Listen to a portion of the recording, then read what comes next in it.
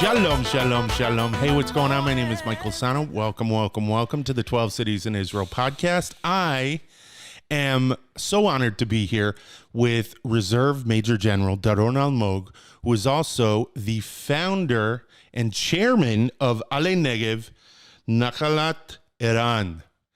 Welcome, welcome, welcome to the show. How are you? Very well, thank you. Thank you, Michael, for hosting me. Oh, of course. It's an honor. Now, to start off with, you have so many accomplishments and you have so many titles. Most of the people who come here, they have a title here, they have a title there. They've done this, they've done that. You've done it all. You've done everything. So I'd like to go all the way back to the beginning if I could, if it's not too much trouble.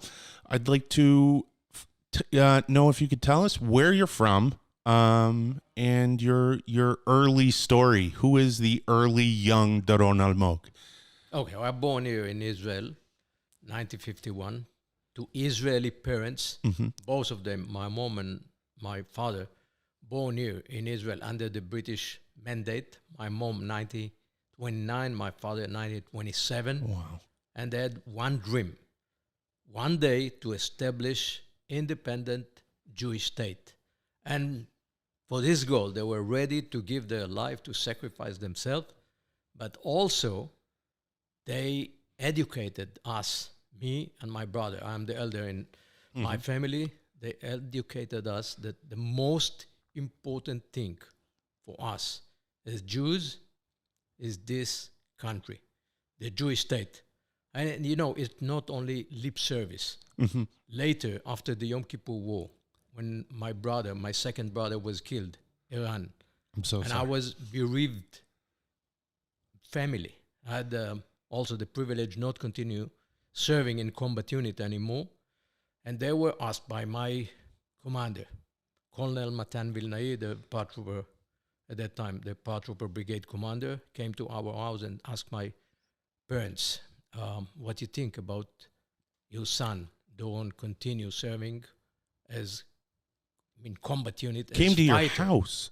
In our house. Wow. He came to speak with my parents because before he came to my parents' house, he called me and said, listen, I want to give you the most risky job in paratrooper brigade, the commander of the reconnaissance unit. And as the commander of the reconnaissance unit, you need to be ready to be number one in every operation, in every battle. This is the most dangerous job. And I don't know what to do because you bereaved family. Your brother was killed in Yom Kippur War. That was 2 years later after the Yom Kippur War. I told him, go and speak with my parents. So he came to speak with my parents. And you know, Isaac's sacrifice in the Bible, it's in my house. He said what he said. And then my parents told him, you can send Doron to every place in the world. You can give him every mission. Don't worry about us. If something happened to Doron, we know how to face it. Okay. We lost Iran, our son. We lost many of our friends during the independent war, 48, 49. We know what this country is about. It's about sacrifice. It's about the spirit to be ready to sacrifice. So you can take Doron, give him the most dangerous mission ever. Wow. And he came back, called me for continuing the interview, and told me, you got it. You're the commander of the Sayeret Tzanchanim, the reconnaissance unit of the paratroopers. And in this role, I was the commander of many missions. One of them was the Entebbe, flying to Entebbe the night of July 3rd and 4th, 1976. We flew 4,000 kilometers, landed 11 p.m. sharp. I was the first soldier on the ground to mark the runway for Mortuary Hercules and to capture the new control tower. We've been there 53 minutes on the ground, and during the first minutes, the 7 terrorists were killed by Yoni Netanyahu unit, 7 terrorists, and about more 30 Ugandan guards were killed by my force, and most of them at other forces. But 53 minutes on the ground, and we flew back to Israel with 105 Israeli hostages. Yoni Netanyahu was killed. Ershko Surin got a bullet in his head. 3 of the hostages were killed, and another hostage, Doron Almog, was killed later by Idi Amin, the president of Uganda. Wow. So that was in respect of the education. The education I got in my house, to be ready to give my life for this country, for the only Jewish state in the world. My parents is the silver plater generation. Silver plater is a song by Natan Alterman. Oh, all right. Yeah. The poet of 48 and later, the 60, 70, 80, very well known. So the silver plater metaphor is about being ready to give your life for the only Jewish state in the world. Well, that's the thing. You lived through times that I've only read about. You've lived through Golda Meir, Yitzhak Rabin, Menachem Begin, all the left and the right. It didn't matter. It was just the mission, like you said, was Israel. And it's also today, I believe. I think it's the most important thing for our soldiers, for those who are serving our country, those in Mossad, General Security, of course the IDF, the Israel Defense Forces. In the Middle East, we are surrounded by enemies, jihadists, Hamas, terrorists, Iran, Hezbollah, and we need this spirit. I think today also is the same spirit, even the current generation. However, I'm the generation of Yom Kippur War. I lost many of my friends. I lost my brother in the Yom Kippur War. I decided to continue serving my country as a fighter, as commander. And 1984, 11 years after the Yom Kippur War, our second child was born. I was 33 years old. I was a Special Force Unit commander. And we gave our son, our second child, we gave him the name of my brother that was killed in the Yom Kippur War. As parents, we want our children to be better than us, more successful, more talented, a source of pride. Shortly after his birth, we saw that he doesn't react to noise, to clicks. And then we started some diagnosis at the age of 8 months.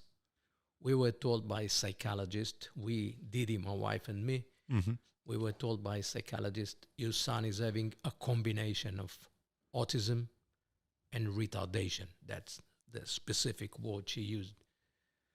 I think first time I heard the word autism. Then she said, I believe he will never speak. I believe he will permanently stay at the age of few months.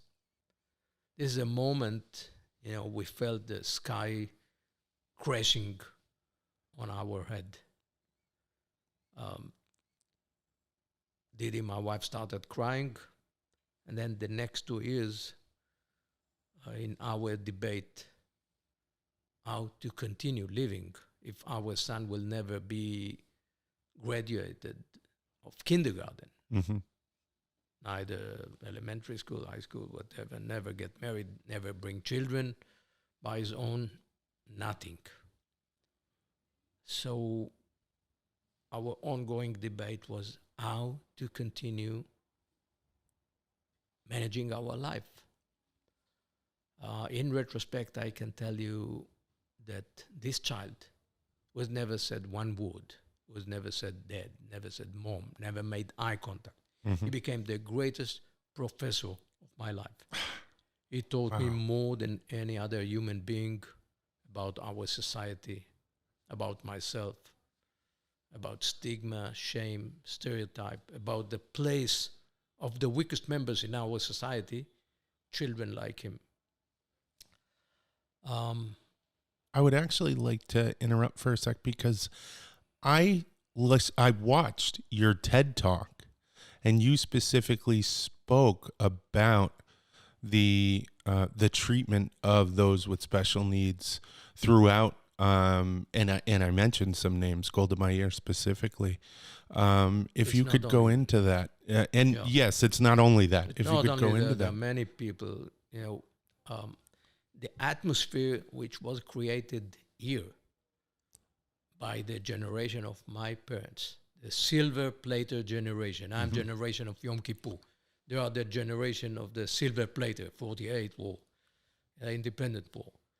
So I think from one side, what they emphasize is the sacrifice. Be ready to sacrifice yourself for the community, for the only one Jewish state. It's number one. But on the other side, children like our beloved son, Eran, as a matter of fact, were taken and put outside of our society, outside of the state. For instance, Yigal Allon. Yigal Allon was the best commander during 48 war, during the independent war. The best commander, number one. No question about it. He was the first commander of the Southern Command.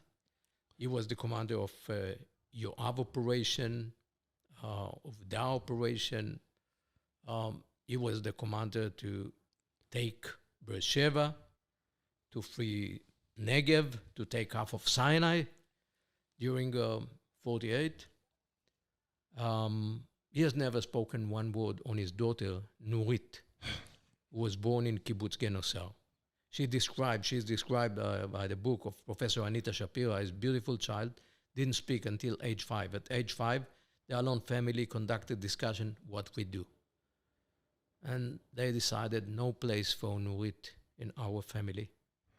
Neither in the kibbutz, nor in the state of Israel. She was taken and put in Scotland.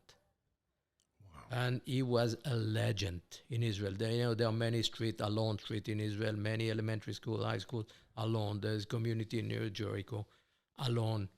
He was legend. Many believed he would be one day prime minister. When we flew to Entebbe, he was deputy prime minister Rabin. He was minister of education, but he had never spoken one word on his daughter Nurit. Never mentioned. And by moving all over our country, we met many stories. For instance, Ada Sireni. Ada Sireni was a legend in Palmach, in Mossad. Oh, okay. She was among those to kidnap Eichmann. She gave interview a few months ago when Rafi Eitan passed away. Rafi Eitan was the commander of Mossad unit, Mossad squad to kidnap Eichmann from Argentina. So she gave interview about Rafi Eitan, about this legendary period of 48 and later in the 60s. She had never spoken about her daughter Orly.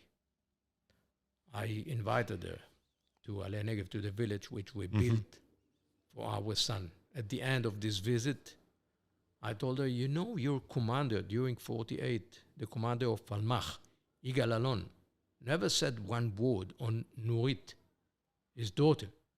By the way, the brother of Nurit served with me in the Power Brigade in 202 Battalion. He didn't say a word. He didn't know his sister. However, I told Ada Sireni, there was a daughter, Nurit, of Ruth and Yigal Allon, born in Kibbutz Genosar. She said, I live in Kibbutz Hiron, north of Israel. I had also a daughter like Nurit. Her name was Orly. We decided the same. We took Orly, put her in London never spoke about her, never visited her. She lived in London 43 years and passed away. Wow. We were all ashamed. Golda Meir never spoke about her granddaughter, Meira. Meira was genius comparing our son, Eran. Meira gave interview to journalist, Chaya Yosef. It's written in a book. It was written in newspaper. And she said, Golda never visited me. Golda didn't love me. Golda told my mom to never mention Golda Meir had retarded granddaughter. Golda was fully ashamed on my presence. That was Meira Ward. She passed away 2 years ago. We moved all over the country by the advice of a social worker in our town, Okay. Rishon LeZion. We asked the social worker in our town where children like Iran are living in our country. She said there are many institutes, this institute, that institute, go and see.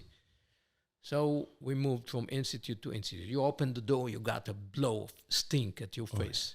Then you see distorted faces of children who are afraid from people, who are afraid from the world. And then you see shameful stuff, shameful workers. You ask the workers, what is this place? They lower their face, and they don't know how to answer. So is it that they're doing what they can and they just don't have it, or are they part of the problem? Or they, it's about the legitimacy or delegitimacy which was created by the founders of this country, the only Jewish state. So they're on one embarrassed side, by the that, spirit of fighting for the country, being sacrificed, being ready for sacrifice yourself to protect this country. From the other side, creating Ito. Yeah. That they're retarded or they're severely disabled, cognitively, physically, is not part of our society. This child, our child, Eran, was never said one word. He is like speaking with me all the time. My dear father, what a shame. What a fake society you create here. You say, Kol Israel arevim ze lazeh. You all responsible one for each other. And then for these values, you fly overseas, you fly to Entebbe, you go and kill the terrorists behind the Munich massacre. They do many things for the state of Israel, to protect the country. Kol Israel arevim ze lazeh. You say, ve'ahavta l'reacha kamocha, love your friends, love yourself. Yes, you say, but you don't mean me. For those who need the most protection. Yeah, and it's like saying, my dear father, you remember that I'm named after your brother, Eran, was killed in the Yom Kippur War. Mm-hmm. You remember that I'm named after Eran, who was left behind. My brother was bleeding 7 days until being evacuated in the Yom Kippur War. Do you remember, my dear father, that the Yom Kippur started because of your hubris, because of your arrogancy, because you were so drunk from the victory, the greatest victory after 67 war. And you thought the Arabs are nothing. You didn't count. You say, who are the Arabs after 67 war? Mm-hmm. After the greatest victory of 67? You said, they are nothing.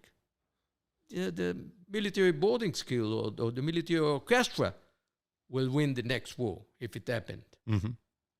Or only the standing military can conquer the Arabs. They are nothing. So remember, my dear father, why it happened? Because of hubris. Yeah. My dear father, it's also hubris, the same hubris. To take children like me, put them overseas somewhere in monastery or church, deposit us, the disabled people, outside of the country. By the way, my dear father, you remember this is the only Jewish state? You take us and put us. Wow. You give us to Christians overseas. Why you created this country? What's the meaning of of the slogans in your unit, my dear father. One for all for one. You remember the slogans in your unit? You mean me also? By the way, my dear father, you can find yourself at the same position, just like that, in a split second, because bullet in your body or head, or terror action, or explosive charge, or elderly, or stroke, or whatever. You are not forever here. You are a human being. You are a temporary creature. How you want to be treated if something happened to you, my dear father? You want to be taken from this Jewish state overseas, put in some church or monastery, deposited by Christians? And the only other option was to go into one of these facilities that you were saying were horribly maintained. There's another thing. The one thing is the shame and stigma enveloping disabled children. But the second thing was also the law, special education law. This is the law until now. Until now in Israel, special education law bound the treatment of the country, of our beloved Jewish state, from age 3 to 21, which, just remember, I told you that he was diagnosed at the age of 8 months. Okay. Oh, so there was... the word diagnosis doesn't appear in the law. What does it mean? If you need psychologist, okay, you cover it, but you fund it privately. Psychologist, medication, drugs, but above all, social legitimacy. Yeah. Many parents are ashamed. Many parents don't know what to tell the community, or they don't want to tell. They hide it. Because in our family, it's so natural to say, in my family, everything is fine. In my family, the apple fell near the tree. We say about successful children. Of course, it is so nice. Of course, the child is great. Of course, because in our family, everyone is genius. Father is genius, mother is genius, grandpa is genius. Yeah, we all the generation of the genius from Vilna, whatever. Now, ALEH came later. So what did you do? How could you take care of him? You were going on...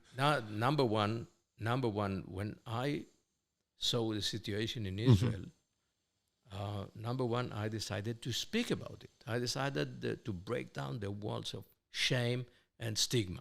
Okay. So I started speaking about him when he was 4 years old, when I was the paratrooper brigade commander, when I was 38, leading many operations, killing Hezbollah leaders in Lebanon and operations all over the Middle East. At that time, I started speaking about our child, about Iran, about the situation, the awful, shameful situation here in our beloved country for the most severely disabled people and children like him.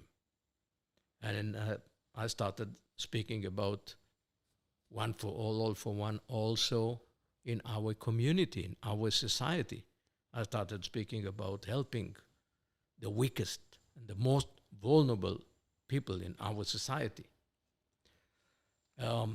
Later, when he was 13, we heard about ALEH. ALEH is an organization which was established in Bnei Brak by religious, ultra-religious people. And one day the social worker in our town, in Rishon LeZion, came and said, ALEH is opening another center in Gedera. Okay. And people like you, secular, they also may... Bring their children. Yeah, may get... ALEH may take children like Iran.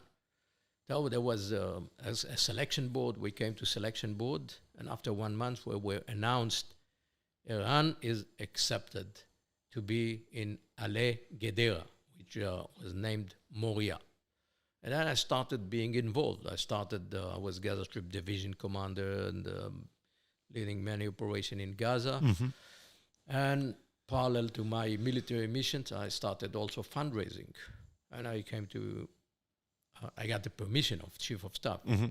Oh, wow. That's wonderful. I got the permission of chief of staff for fundraising. Usually I did it only on Friday or weekend, speaking about our son. And at first we built together with ALEH. We expand the center in Gedera. We build another house for more 36 children in Gedera. Now, where is Gedera exactly? Gedera is about 30 kilometers south to Tel Aviv. Okay. So it was successful. It was amazing place. And we succeed bring the money, and we succeed to build it. Wow. And we succeed also to set a new standard for life standard for children like our beloved son. Mm-hmm.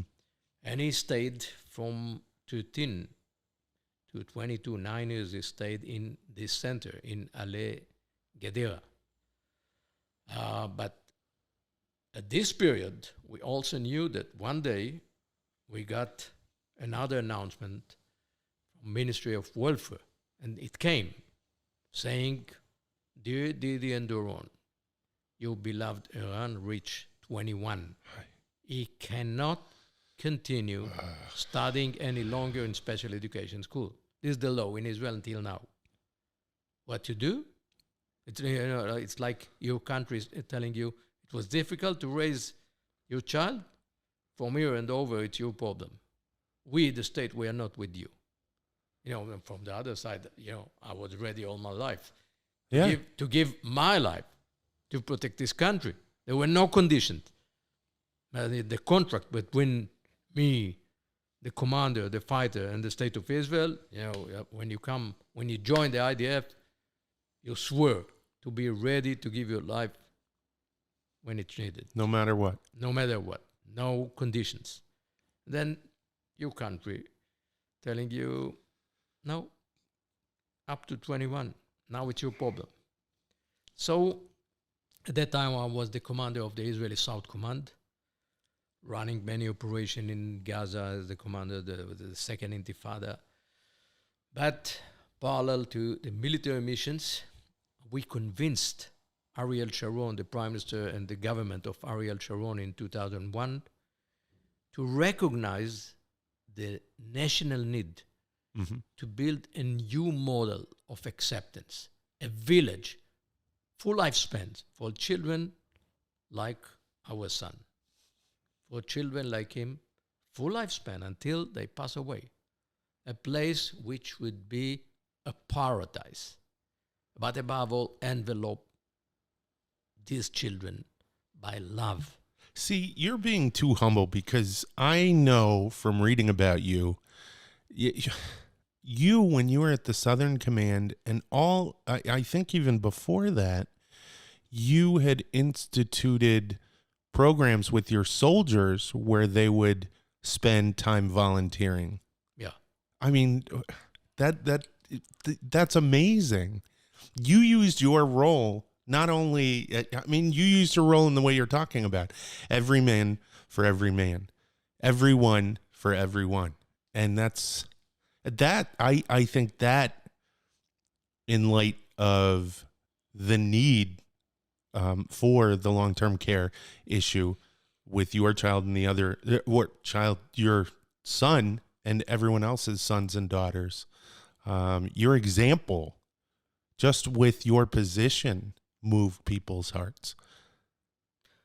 It seems to me obvious. It seems to me natural to do it, or more than natural. It's imperative. I think this is the spirit of the Jewish people. The spirit of the Jewish people tested in crisis. When this sentence, Kol Israel Arevim Ze Lazeh, we are all responsible one for each other. When it started, this is a tradition. This is a history of the Jewish people. For many years of pogrom, of Jews that were killed in diaspora. And we think in special unit where we started the slogans, one for all for one. No. That was started in diaspora, that was started in ghetto, that was started in circumstances of pogrom, of being killed, of being massacred. So, I thought to myself that we need also to stick in our traditional values, the Jewish values, even here in the only Jewish country. It's a huge paradox that here in this country we take severely disabled children like our son, like Nurit, like Orly, like Meira. We take these children, put them overseas, and for fostering by Christian family. This is huge paradox. What is that? This is the startup nation. But you were an example of startup nation. Now hold on, wait, because you were pretty much at the beginning of the startup nation because of what you did with ALEH Negev-Nahalat Eran. And I'd like you to talk about that. And I'd like you to talk about how you expanded what ALEH does and expanded the long-term mission, the after 21 mission. We have, I feel that I have two goals in my life. Number one, to envelope children like my son with love, giving these children the highest life standard. That's what we do in ALEH Negev. But number two, and not less important, is changing Israel society, educating Israel society. Number two is Tikkun Olam. Tikkun Olam is make Israel society much better. A model society. A model society can be a model society only by personal example, only by being sensitive, enough sensitive, every day, every minute, every second, toward the weakest members in our society. The weakest members in our society like testing us every day. Are you ignoring us? Are you leaving us behind, bleeding behind? Are you envelope us by walls of stigma and shame? Or are you integrating us to your community, to this country? So Tikkun Olam is about make this society much better. And the supreme test of our society is our children like Eran, our son. The presence of the weakest, the handicapped, the presence of these people, the most severely disabled, the presence is the supreme test for us. It's a supreme test for every one of us as an individual, but also it's supreme test for us as a community, as a society. And we have also a program named Tikkun Olam, together with Ministry of Education. Wow. This year, 20,000 students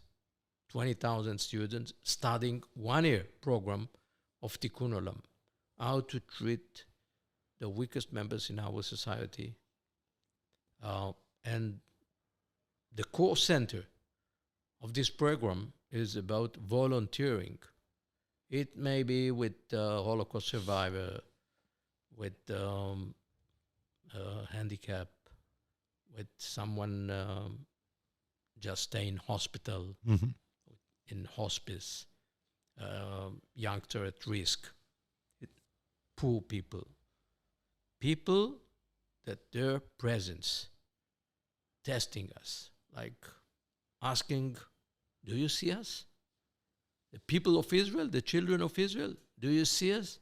Are you ready to support? Are you ready to assist us to continue managing our life? And our son, like all the times, telling me, my dear father, never forget that the social chain is always measured by its weakest link. The more you do to strengthen these links, you're a better person. and better community, better society. Don't forget, my dear father, do it every day, strengthening the weakest links in our society. And that's what I try to do. Now, let me ask you, you left the army. You did something that I'm sure to your peers was a little bit shocking. And you went over, did you go straight out of the army to ALEH? I started the ALEH Negev while being the commander of the Israeli Southern Command. We registered ALEH Negev. We registered non-profit organization ALEH Negev 2000 when I started being the commander of the Israeli South Command. And I started as chairman of this non-profit organization parallel to my mission as the commander of the Israeli South Command. It was, for me, it was only natural. It was not out of the blue sky. One day became chairman of ALEH Negev. I started being mouthpiece of children like Eran since he was 4 years old. And I was the paratrooper brigade commander. And, after getting the letter of Ministry of Education saying your child cannot continue any longer studying in special education school, I thought we must do something which is breaking through. It's out of the concept, out of the box thinking. It's something which will give the highest life standard for these children. And we started planning. We did 3 years planning together with Israela Nevo, was a wonderful woman. She was also the manager of Moria and the ALEH Gedera Center. Oh, wow. Okay. And then she became the head of our steering committee for planning ALEH Negev. So parallel to my mission as the commander of the Israeli Southern Command, since 2000, 2003, we planned 3 years planning. You were putting everything, the logistics and everything into place. So we planned. I continue also fundraising parallel to my military. And something happened in June 16, 2002. June 16, 2002, the Israeli government approved a concept of building a village, full lifespan for children like our son. And the government, it was interministerial governmental decision headed by Ariel Sharon. The government said, we are ready to give 100 million shekel for building this village, but by one condition. You need to bring half of the money. It's matching deal. Okay.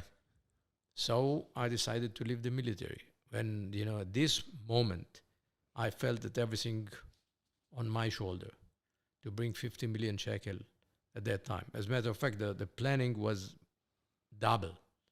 It was about 200 million shekel at that time. Wow. ALEH Negev, until now, we invested in ALEH Negev more than 300 million shekel until now. There's nothing like that in the world. But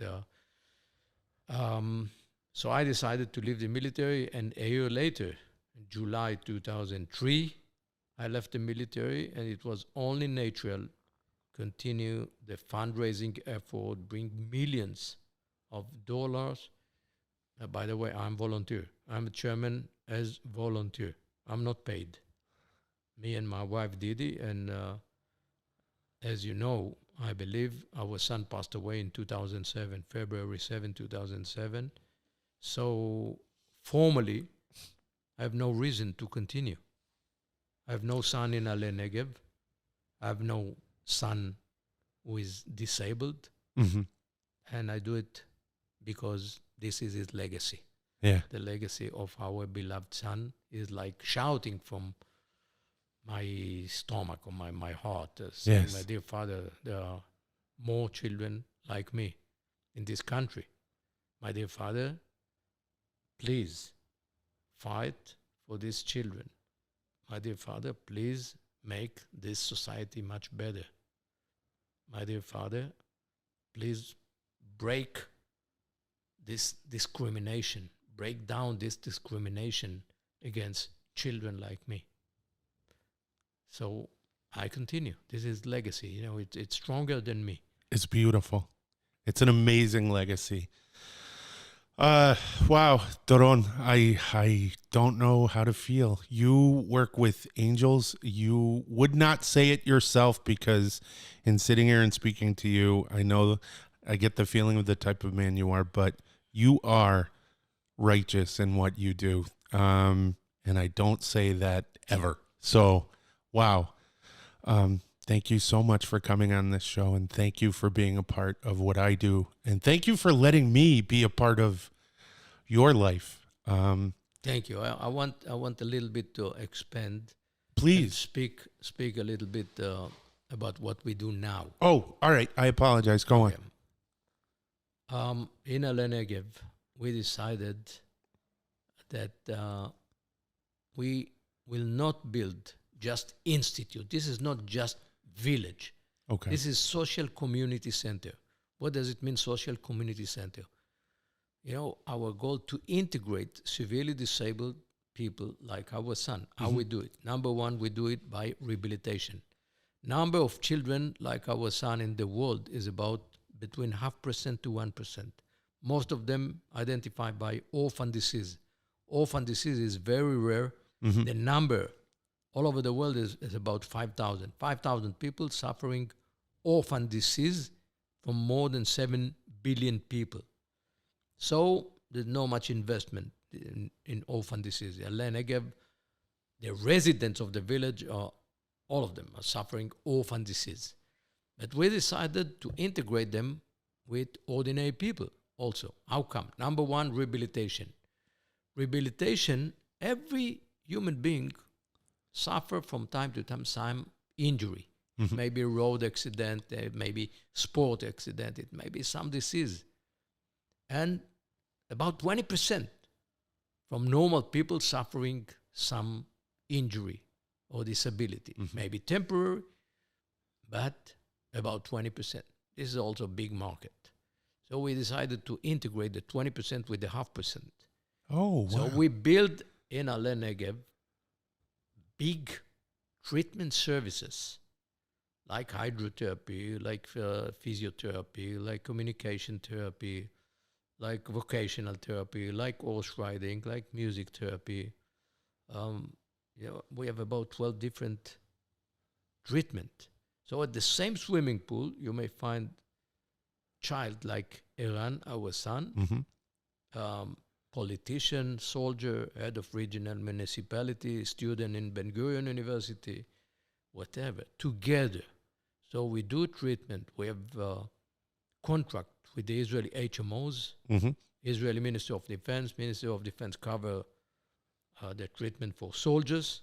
So we do it together. So That's number excellent. one is rehabilitation. Number two, education. What does it mean, education? We have, in ALEH Negev, we have ordinary kindergarten for 23 children from age 1. And we teach them what is social responsibility. We integrate in this normal kindergarten.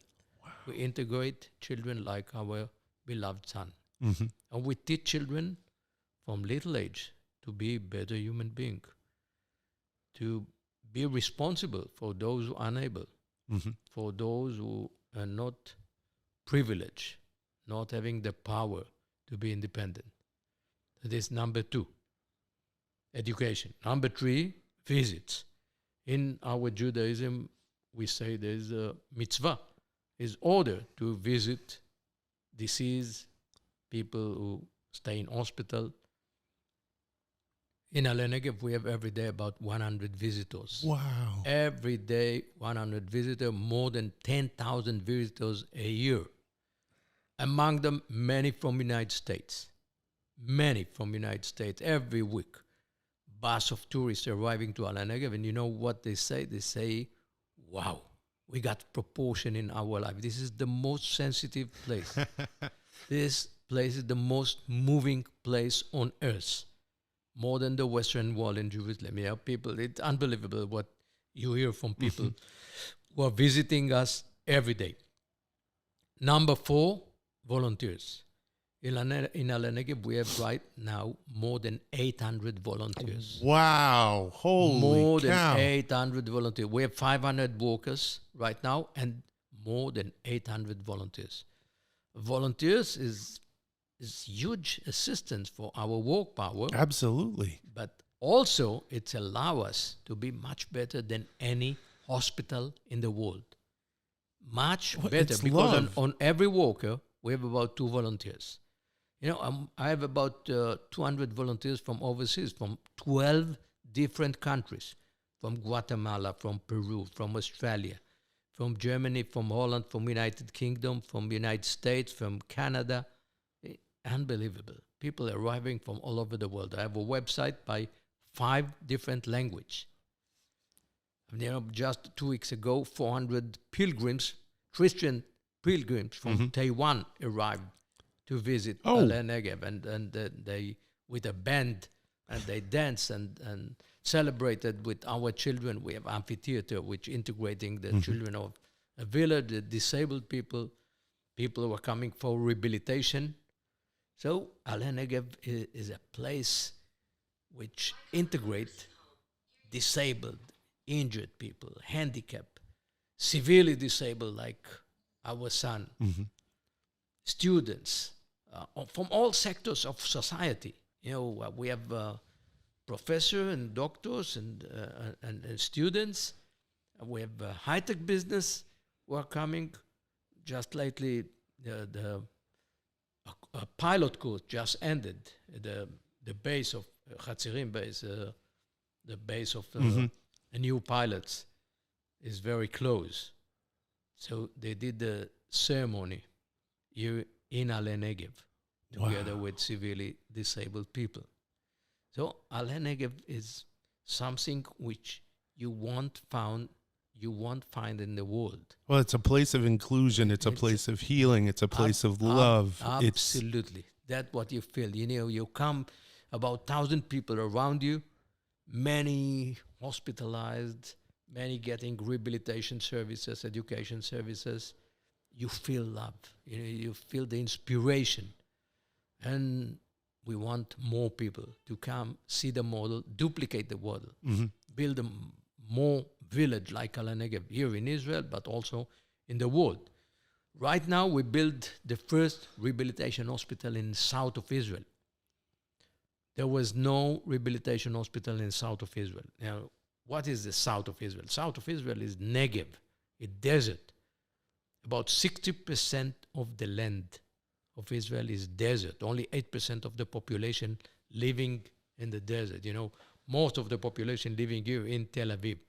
But we need to decentralize, even from security point of view, because one missile from Iran may kill many people here in Tel Aviv. Yeah, we need to decentralize the population. Ben-Gurion, the first prime minister, said in the Negev, the state of Israel will be tested. So we need to attract more people to the Negev. Right now, we build the first rehabilitation hospital, which give rehabilitation services in the Negev. But also, we build a new community for 500 families near ALEH Negev. Just walking distance to our hospital. Our growth brings us to a point which we need to bring more workers, doctors, physicians, psychologists, hydrotherapists, physiotherapists, communication therapists, administrators. We need many people. So we decided to build a community, which the motto, the title of this community will be also integrative society. So from one side, we have the staff, the workers of the rehabilitation services, the education services in ALEH Negev. From the other side, we also have people who are disabled and working in ALEH Negev. We qualify many disabled people to work. We prepare, to work. All the gardening, for instance, in ALEH Negev is done by disabled people. Disabled people who were not taken to military, for instance, who were not given a job in every company in Israel. We pay them. They are on our payroll. And they're a part. They are integral part. Yeah. Yeah, we give them jobs, work, we qualify them. We sent our gardeners to the Baha'i garden in Haifa Oh, wow. to see the Baha'i gardens and because it's beautiful, there are many flowers and so on, aesthetic community, aesthetic territory, and they came back and said, ALEH Negev is much nicer. They, that their gardeners need to come to ALEH Negev to study. Absolutely. What does it mean, aesthetic environment? So we do many things, which is a role model and setting a new standard. This is ALEH Negev. It's something like paradise. The Christian and Muslims and Jews working in full harmony together. I have about 100 Muslims from the Bedouin community, doctors and nurses and physiotherapists and physicians. And when you come and just walk around, you feel the harmony, you feel the love from every corner. That's wonderful. And this is the spirit of our son. Is in every corner. Is the goodness in this world, is the spirit of compassion and love to our world. And we need to expand it. That's wonderful. All over the world. I'm going to put all of this information in the description of the video, so that if you want to get in touch with ALEH, if you want to give to ALEH, I will give you all of the links, and you'll be able to do that. Doron, is there anything else you would like to say? Maybe last thing, we build now also the first research center for rehabilitation. What does it mean, research center? It means we would like to be pioneers in new technology, new methodology for people who lost arms, legs, hands. Oh, wow. And they need artificial hands or a new technology for their wheelchair or a new application for their own rehabilitation at home. So a research center together with Ben-Gurion University and Johns Hopkins University in the United States, and maybe also a joint venture with University of Toronto. Wow. So we are moving forward. We'd like to see injured people, handicapped people, getting back to work. We'd like to see more people who are defined as disabled involved in Israel production, increased Israel GDP. Mm-hmm. There are about 80,000 people, disabled people, who are not integrated into the working market. So this is another target which That's excellent. we emphasize. That's excellent. And it falls right in with your main goal of inclusion and bringing everyone Absolutely into the fold. So, General Almog, thank you so much, Doron Almog, for being here. I really appreciate it. It, again, is an honor. If I seem a little bit off, it's because I'm just a little wow right now.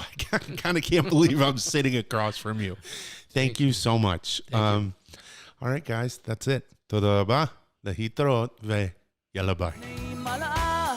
פנייך מה יפות, מה נועזת עד באבות, מבטך שולח להבות, נהרות לא יכלו חוות, לעזה וביישנית, רכה ועקשנית, גסה וחושנית, דוניה דוני כמו תמיד עוקצת, כמו מלכת דבורים אהבתך, מזמינה אך בסוף הורגת, כמו שאת בונה כך הורסת. דוניה, דוניה, דוני, דוני, דוני, דוניה, דוניה, דוני, דוני, דוני.